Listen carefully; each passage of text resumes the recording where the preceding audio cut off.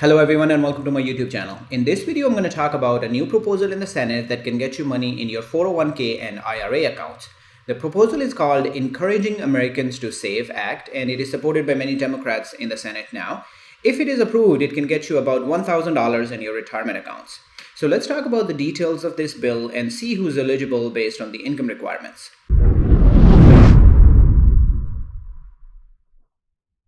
Before we get into the details of this bill, we need to know the current situation. So currently there is a retirement credit in place. It's called Retirement Savings Contribution Credit, and it allows you to take 50% of your contribution as tax credit. So if you are a single filer and your income is less than $19,750, you can take 50% of your retirement contribution as a tax credit.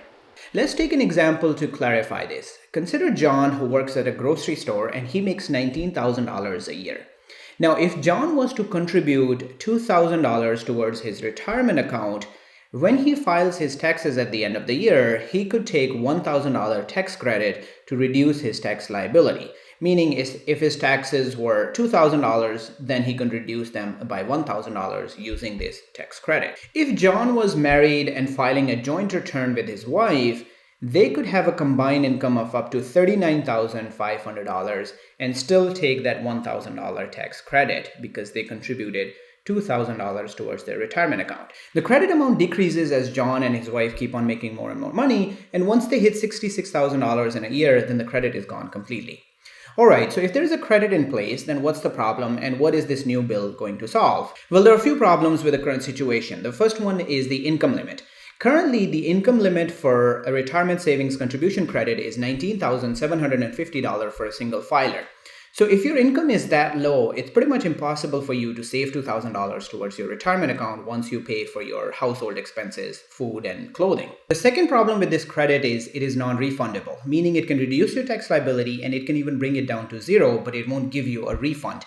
Now, the problem is many Americans that are in this income range, they won't have any tax liability to begin with. Therefore, they won't be able to take advantage of this credit. So these are the reasons why only 12% of Americans that are eligible for this credit take advantage of this. All right, so now we understand the current situation. Let's talk about this new bill and how it can solve some of these problems that we just discussed. The proposal will provide a refundable credit of 50% of your retirement contributions up to a maximum of $2,000. Meaning if you contribute $2,000 towards your retirement account, you will be able to take a refundable credit of $1,000.